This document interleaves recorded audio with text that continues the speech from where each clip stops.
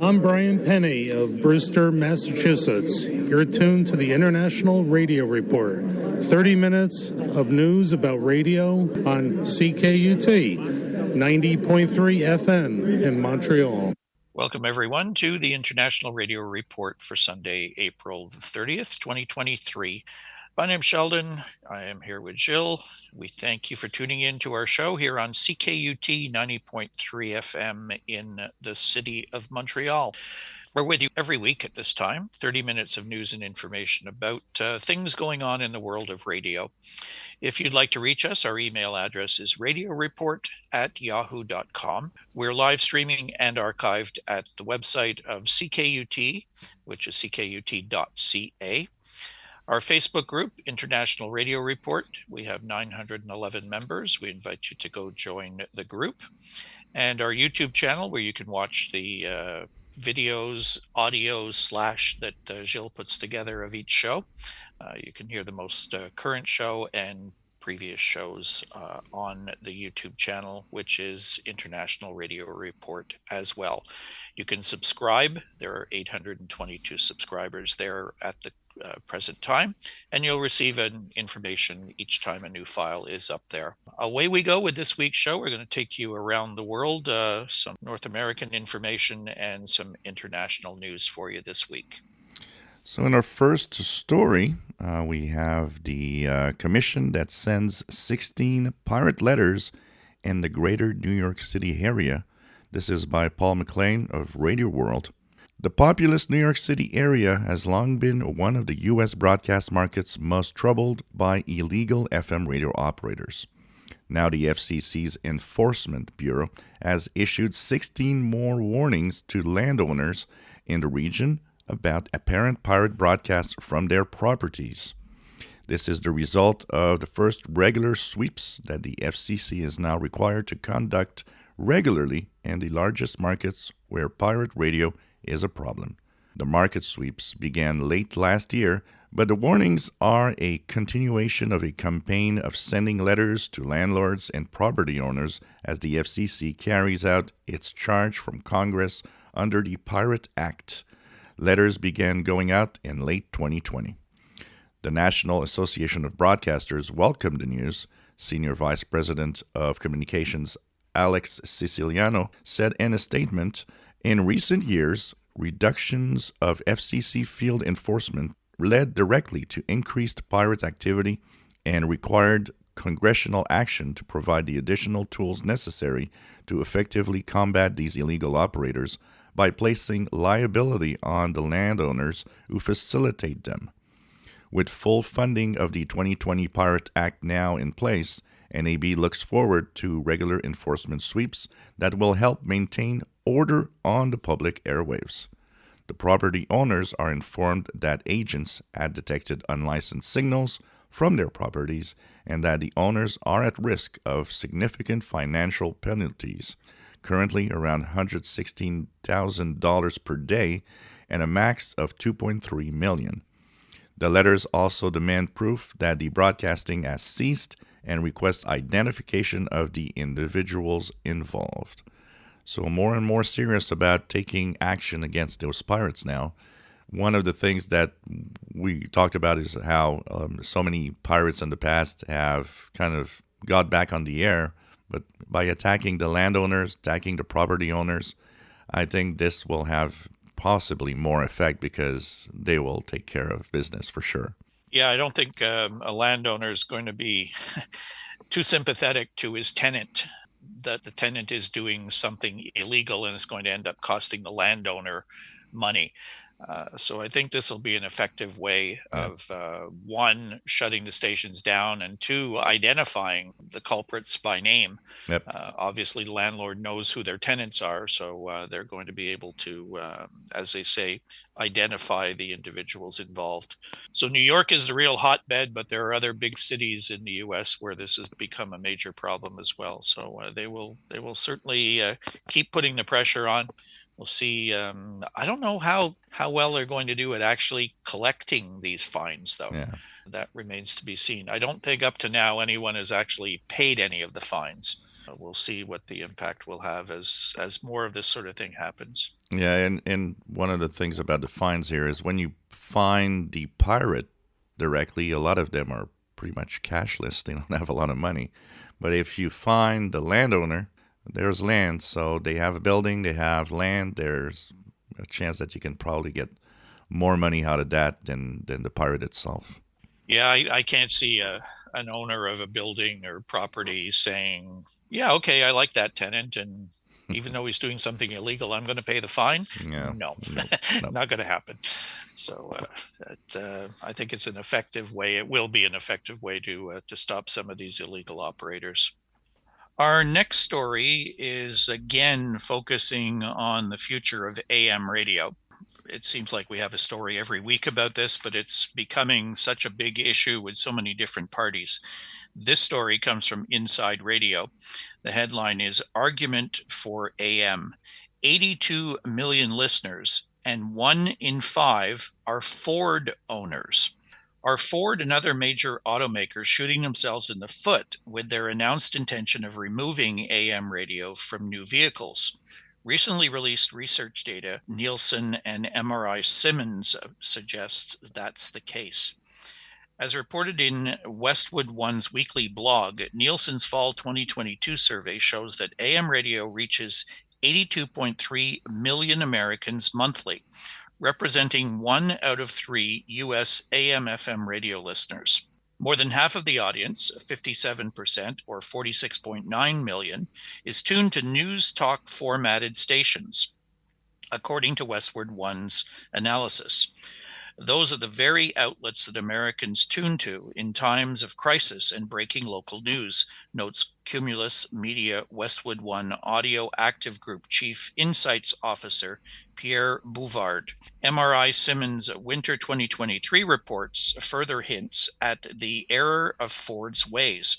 Not only does the data show that Ford owners make up 20%, 1 in 5, of all U.S. AM radio listeners, compared to 23% for General Motors. But owners of Ford's most popular models are more likely to be AM listeners versus the U.S. average. Ford Ranger pickup and Ford Edge SUV owners respectively show an 18 and 12% greater likelihood to be AM listeners.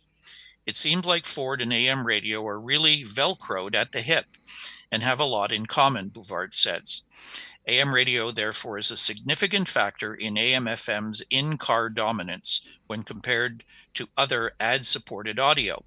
As Edison Research share of ear study has consistently shown and is pointed out in the blog, AM/FM's share of ad-supported audio among persons 18 and over has stuck at 88% since 2019, dwarfing other competitors in the Q1 to Q4 2022 period.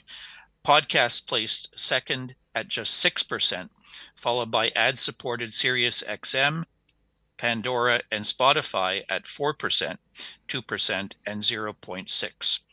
Basically, for all the tuning minutes that occur to anything that has ads, 9 out of 10 of those minutes go to AM/FM radio.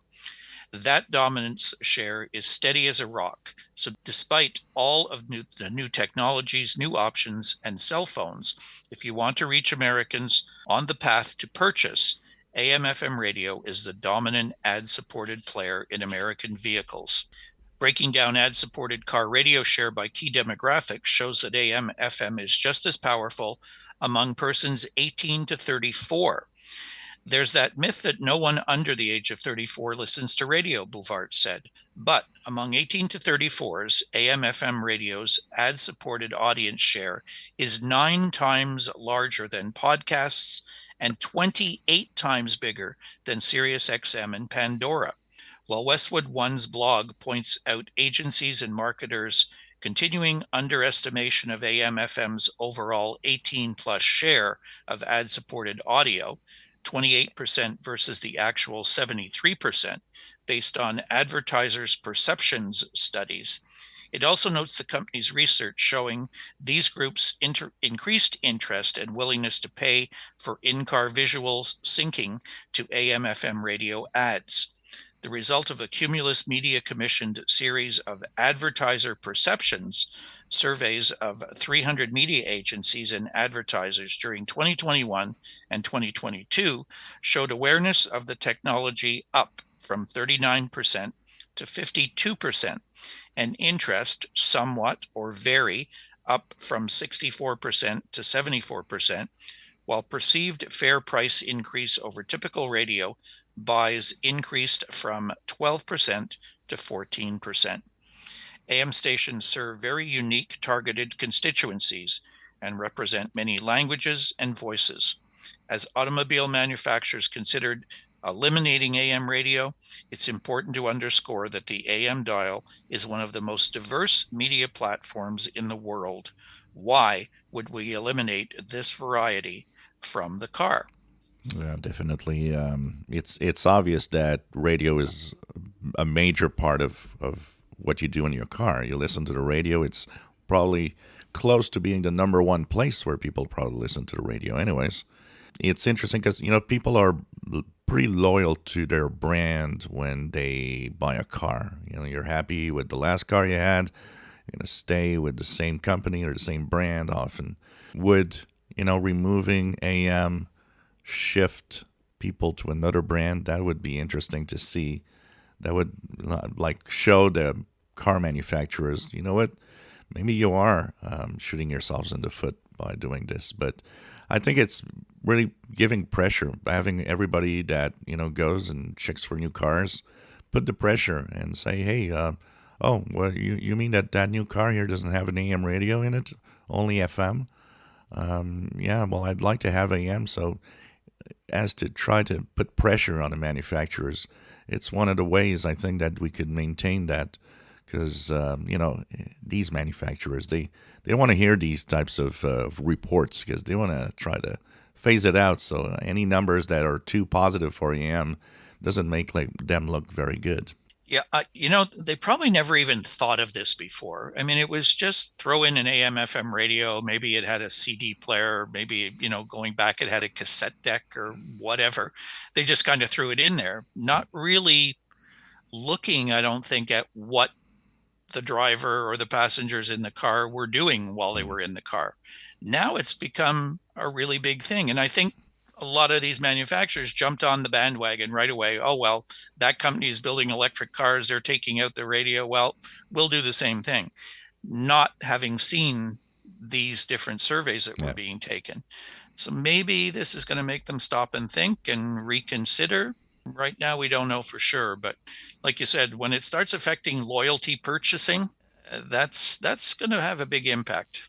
Yeah, and with everything that's happening with U.S. Congress and all the people kind of jumping in here and saying, "Wait a minute, you can't stop putting AM radio." Maybe things can turn around. Yeah, we've had the farm radio people, we've had the National Association of Broadcasters, and now other groups stepping up and saying, hang on a second here. We need to look at this more closely. So what's happening with our sun? Well, this week we had a extreme geomagnetic storm that happened on Monday, and that was a big one. I mean, if it would not for the cloud cover in Montreal, we probably would have seen auroras here. They were seen as far south as Arizona, and anybody that had a clear sky, they all were absolutely amazed at the display of colors and auroras that were out there. And it lasted, close to a 24-hour period where things then subsided. We also have another event that happened that kind of blocked out a lot of signals for a couple of days, which was a polar cap absorption event. So any signals coming through the poles were pretty much wiped out and made for quiet shortwave bands for a few days. And things are coming back to normal. There was another expected geomagnetic storm possibility that kind of didn't happen, really. And right now, the sun has, of course, a lot of sunspot groups. There's a couple of them, especially AR3288, that could have enough energy to have X-class solar flares. So there could be more disruptions happening in the coming days. There's also a coronal hole that could have some solar wind reach us early this week. So with sunspot number of 136 and a solar flux of 141, conditions will vary probably depending on all of that activity and the possibility of solar flares happening in there. So up and down conditions, but you know what? If you want to see what's out there, if you want to hear the signals and know if conditions are great, don't go to a web page to look for outdated data. Turn on your radio and listen. I'm David Bachner of Guelph, Ontario, and I get my weekly radio news on the International Radio Report on CKUT 90.3 FM in Montreal. In our next news, we have news about the Sudan civil war brings communications to near collapse. This is via Association for International Broadcasting.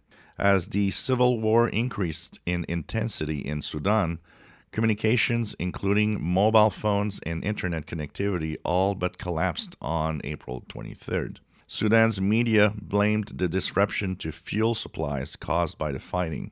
And many parts of Africa, mobile operators and ISPs rely on diesel generators to power their masts and data centers, as the electricity grid can often be unreliable. For example, one broadcaster in Nigeria spends from $30,000 to $50,000 a month on fuel for its TV transmitters.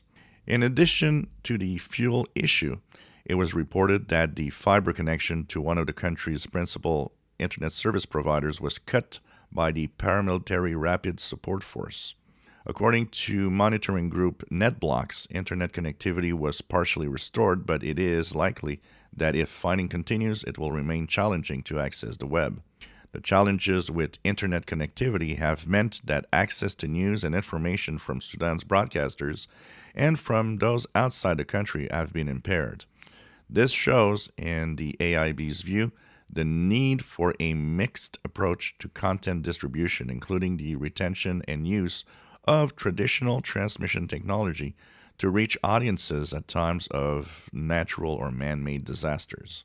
So there are some broadcasters that operate Arabic language programming that are delivered via shortwave that are likely to be received in some or all of Sudan. And of course, there's a list here that they have put together, including Adventist World Radio, All India Radio, the broadcasting of Saudi Arabia, China Radio International, Ethiopia Broadcasting, Iran Broadcasting, Madagascar World, Radio Akbar Mufriha, Radio Algiers, Bangladesh, Cairo, Radio Dabanga, Radio Dushanbe, Radio Exterior de España, Kuwait, Romania, Radio Sawa, Radio Tamazouj, Radio Vatican, Transworld Radio, the Voice of Turkey, the Voice of Indonesia, Korea, and Nigeria. So there's a lot of broadcasting that can be heard, and at least to deliver some of the news that is probably badly needed, as things are really not going very well in that country right now. Yeah, it's I was talking to somebody about this last night, and they didn't know anything about it. I kind of doubt they even knew where Sudan was. This is a part of the world where, it's not uncommon for upheaval to be going on in many parts of the world, Sudan being one of them. And trying to get, in normal times, sometimes difficult to get a variety of news unless you've got access to things like shortwave broadcasting. If your government-run broadcaster is putting out their side of a story, likelihood of hearing the other side is pretty slim.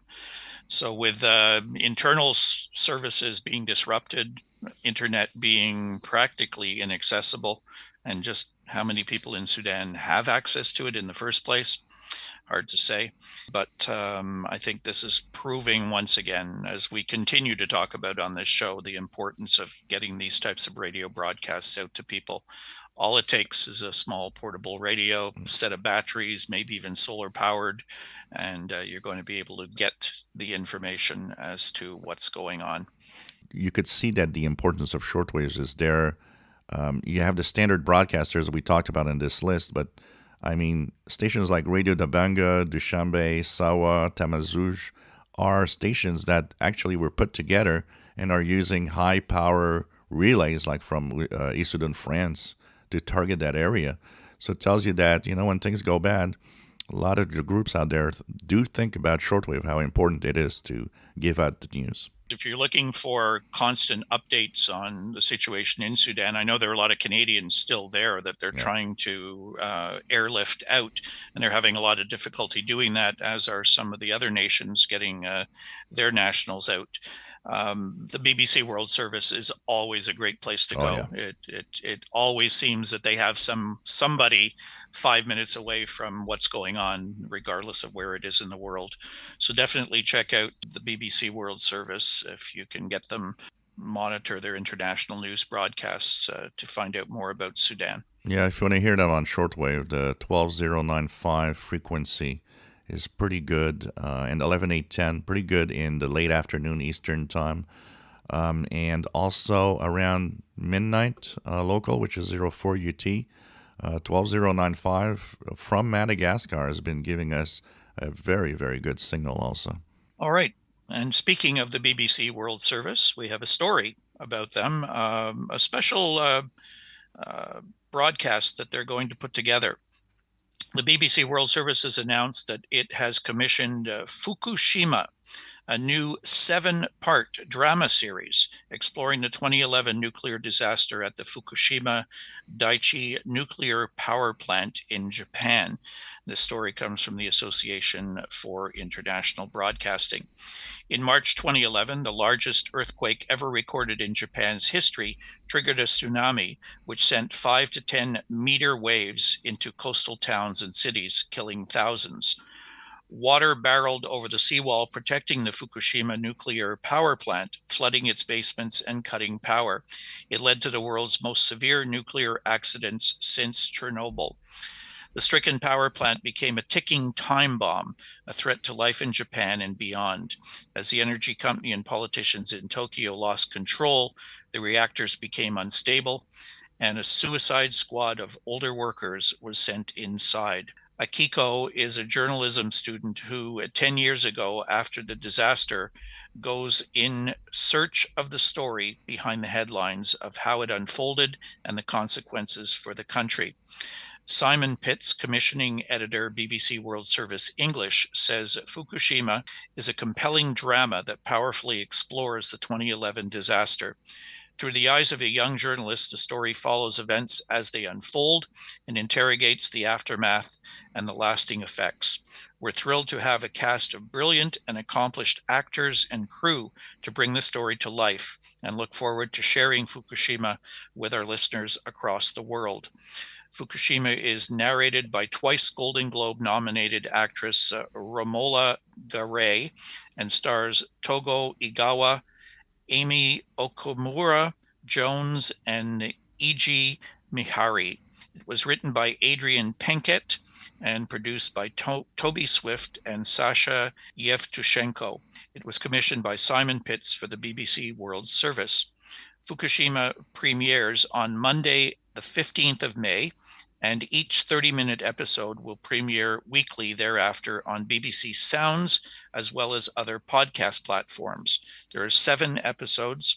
For more information, you can visit the BBC World Service website, bbcworldservice.com/Fukushima. It will broadcast as a radio series on the BBC World Service weekly from Wednesday, May the 31st at 10:30 GMT or UTC. That definitely will be very interesting to listen to or to watch. It sounds familiar to the Chernobyl series that appeared on television, which was just riveting to watch. And I think this will be something very, very similar. So we have upcoming ham radio contests. It's going to be a busy weekend if you're into ham radio contesting and events. And if you're a shortwave listener, lots of things to tune into on the ham bands. We start off with an event sponsored by NTV Television, Mie Prefecture, Japan, the Japanese Amateur Radio League. It's called the MIE 33 contest, 2300 Zulu May 4th to 0300 May 5th. The bands, each of the amateur bands that are allowed in Japan, except the work bands, so that's 60, 80, 40, 20, 15, 10, 6, 2 meters and down. The modes, all of them, CW, SSB, and FM. For all of these events coming up, we'll have links on our Facebook page to take you to information and rules on each of these events. There's the 1010 International Spring Contest, CW, 001 Zulu, May 6th to 2359 Zulu, May 7th, sponsored by 1010 International. And you guessed it, it's 10-meter band only, the mode CW. The San Bernardino Microwave Society is holding the 2.3 gigahertz and up contest and club challenge. 0600 local, that will be out in California, May 7th to 2359 Zulu, or local, I should say, May the 8th. The object, the licensed amateur radio operators work as many amateur radio stations in as many different locations as possible in North America on bands from 2.3 gigahertz through 47 gigahertz and beyond. This is something a little out of the ordinary. Special equipment, special antennas needed for that type of work. I can get 2.3 gigahertz, but that's pretty much all. I mean, 47 gigahertz, youch. I think you can get that on your microwave oven, can't you? There's the Association of Italian Radio Amateurs International DX Contest from 1200 Zulu May 6th to 1159 Zulu May 7th. Bands are 10 through 80 meters, no work bands. Modes are CW, SSB, and RTTY. The Central Oregon DX Club is holding the 7th Call Area QSO Party, 1300 Zulu May 6th to 0700 Zulu May 7th. The 7th Call Area covers Washington, Oregon, Idaho, Nevada, Montana, Wyoming, Utah, and Arizona. The bands 160 through 10 meters, CW, SSB, and RTTY. If you're trying to work all states, some of those states don't have a lot of activity normally, so this might be a good opportunity for you to finally contact or hear a station from one of those 7 states. So there's the Indiana QSO Party, 1500 Zulu May 6th to 03 Zulu May 7th, sponsored by the Hoosier DX and Contest Club, bands 160, 80, 40, 20, 15, and 10 meters, and it's both SSB and CW. The First State Amateur Radio Club is holding the Delaware QSO Party, 1700 May 6th to 2359 Zulu May 7th, 160 through 10 meters, no work bands, SSB, CW, and digital. And there's the New England QSO Party, 2000 Zulu May 6th to 2359 Zulu May 7th, sponsored by the New England Amateur Radio Clubs. The bands are 80 through 10 meters, SSB, and CW. That is all of the contests. It's going to be a busy weekend. The bands will hopefully be crowded and will not get wiped out by solar activity. Hopefully. You never know, though. You Yes. always, as Jill says, you got to turn on the radio and listen and see what's happening on the bands. So we hope you'll tune into some of those and be active if you're a ham operator on some of those events going on. Otherwise, that is it for us this week. We hope you will tune in again next week, same time, same radio station, which is CKUT 90.3 FM in Montreal. Go check out the show on our YouTube channel if you want to hear it again, or go back and listen to some older shows. And definitely check out the Facebook group, International Radio Report. Lots of amazing stories get posted up there by our listeners, and other stories that we cannot get to on our 30-minute broadcast. So look for us there. Join the group, International Radio Report, on Facebook. Have a great week, everybody. We'll talk to you again next week. Bye-bye.